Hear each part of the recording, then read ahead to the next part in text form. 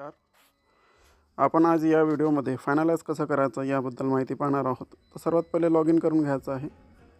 Log in केल्याबरोबर आपला वर्ग चेक करायचा, आपण फायनलाइज केला किंवा नाही केला. आपण विद्यार्थी कसं अपडेट करायचं ते मागच्या व्हिडिओमध्ये आपण पाहिलात. आता विद्यार्थी आपण इथं प्रमोट केला आहे. प्रमोट झाल्यानंतर आपण फायनलाइजसुद्धा केलं आहे. आता फायनलाइज जर का झालं नसेल तर हे असं the progression activity for this section has been already completed असं दाखवणार नाही आहे. आणि जर का आपण फायनलाइज केला आहे तर या पद्धतीचा आपल्याला डॅशबोर्डवर शो होणार आहे. आणि जर का सर्व वर्ग चेक करून घ्यायचा असं एक एक वर्ग, प्रत्येक वर्ग आपल्याला चेक करता येईल. प्रत्येक वर्ग आपण चेक करून घ्यायचा आणि प्रत्येक वर्गामध्ये जर का असं डॅशबोर्डवर समोर दिसत असेल तर आपला जो आहे वर्ग हा फायनलाइज झाला आहे. समजा आता सर्व वर्ग जर का फायनलाइज झालं असेल, आता इथे तो डॅशबोर्ड दिसत नाही आहे म्हणजे हा वर्ग फायनलाइज नाही आहे. तर आपण ही पूर्ण प्रमोट केला आहे विद्यार्थी.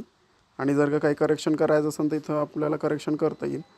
आता आपल्याला हा वर्ग फायनलाइज करायचा आहे. फायनलाइज करण्यासाठी आपण एकदम खाली यायचं. खाली आल्यानंतर इथं फायनलाइजचा टॅब दिसणार आहे आपल्याला. तर फायनलाइजचा टॅबवर क्लिक करून घ्यायचं.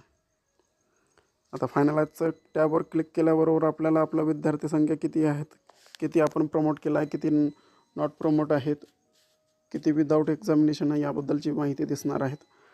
तर इथं कन्फर्मवर क्लिक करायचं.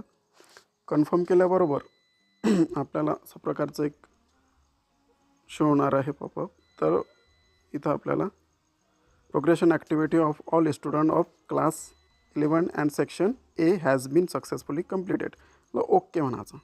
आता ओके म्हटल्यावर आपण वर पाहू शकतो की मागचा जो वर्ग आहे त्या वर्गामध्ये आपण पाहिलं होतं the progression activity for this section has been already completed. मग आता अशा प्रकारे आपण आपला सर्व वर्ग कंप्लीट करून घ्यायचा.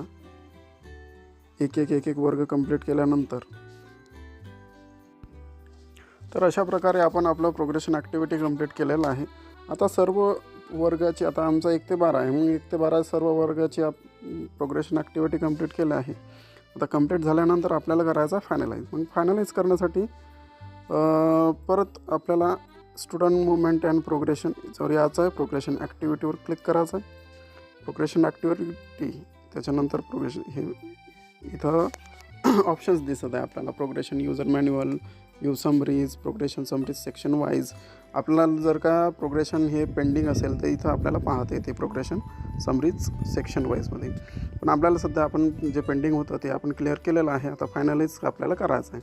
मग फायनलाइज करण्यासाठी सिम्पली फायनलाइज प्रोग्रेशनवर क्लिक करायचं. क्लिक केल्याबरोबर इथं चेकबॉक्स दिसणार आहे. हे सर्व वाचून चेकबॉक्सवर क्लिक करायचं. त्याच्यानंतर सबमिट बटनावर क्लिक करायचं. जसं आपण सबमिट बटनावर क्लिक करसाल तसंच आपल्याला एक दिसणार आहे school progression finalise for the academic year 24-25. Okay म्हणायचं याला.